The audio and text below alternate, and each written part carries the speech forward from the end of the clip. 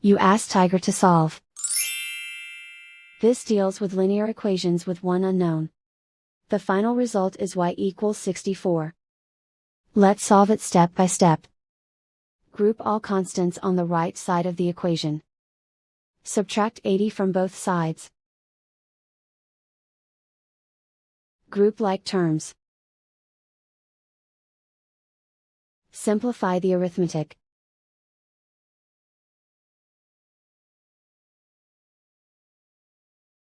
Isolate the y. Multiply both sides by inverse fraction 16/5. Group like terms. Multiply the coefficients.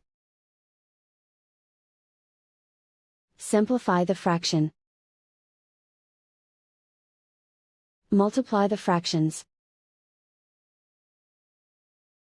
Simplify the arithmetic. And so the final result is y equals 64.